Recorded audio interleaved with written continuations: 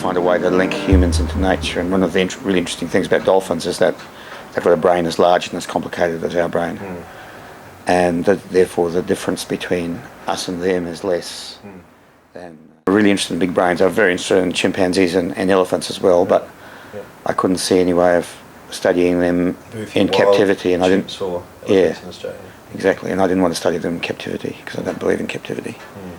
So dolphins was easily the way to go, and I've always loved the ocean anyway. And you're from the port? No, I actually grew up in Fiji. Did you really? And when did you come over? I went to school in New Zealand, and then I was doing a job I hated, and I was applying for jobs, and the first job I got was teaching at the university in Canberra, and worked there for a couple of years, and then came here. What brought you here? A number of things. One is that my wife and I have had at that stage anyway very different ideas of where we wanted to live. She wanted to live in New York, Paris or Rome, and I wanted to live on a desert island, and so Adelaide was our compromise. And the other thing is that my mum was Don Dunstan's sort of almost like his stepsister, and so he was premier at the time, and we had this connection.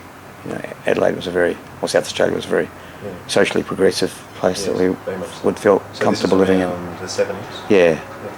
So mid to late 70s, yeah. It's probably the most progressive of the capital cities, I guess. Exactly, yeah. So you came straight down to the port, or? No, we lived in the city, and then we moved up, and we live in the hills now, but... so you still live in the hills? Yeah. And you come down here 5 days? Yeah. Or more, yeah. How many hours have you spent with the dolphins at Port River? Oh, thousands and thousands, because I'm out in my boat with them every chance I can get. And somebody once asked me what I do, and the answer I gave, which sort of sounds a bit smart-assy, but it's true, is that I reckon I'm 1/3 scientist studying them, and 1/3 environmentalist trying to look after them and the habitat that they live in. And the other third is dolphin? No, the other third is mother duck to kind of look after them, I guess, to care for them, So they know you, do you think? Ones I've seen a lot do, because some of them are permanent residents here, and others just come and go a bit. So the ones that come and go wouldn't How many recognise. permanent residents are there? Probably around about 20, 30, that sort of level. How many visitors would they? Well, over the years I've identified like over 400 that have been here at one time or another. Some I never see once, some I might see 3 or 4 times a year, some every 3 or 4 years. It's varies. So what do you reckon it is that keeps the dolphins at home, and as opposed to coming and going? Don't know. Almost every question you ask, scientific question you ask about dolphins, you get the same answer if you asked it about humans. So why do some humans stick in the same place and hardly ever leave, and why do some travel? I'd been working on dolphin and whale conservation for many years, but the reason I first started studying the ones down here is that a photo appeared in the newspaper, the Adelaide Advertiser, in, as I recall, October the 2nd, 1987, which was a photo that my friend Martin Jacker, who's a photographer for the Advertiser, took of a dolphin swimming with a racehorse. Wonderful. Yeah, just outside the Birkenhead pub. So I decided to come down and have a look, and have never left, really. Do you know which dolphin that was? Yeah. In fact, it's quite a sad story because that dolphin's just died, Billy. And we had to put her down just a few weeks ago. The dolphin who brought you to Port Adelaide, being there at the end of it. Yeah. That's incredible. It is. You say. Yeah. But aspects of her live on, and the fact that we've got a dolphin sanctuary here, I think, is very... How long did you know Billy?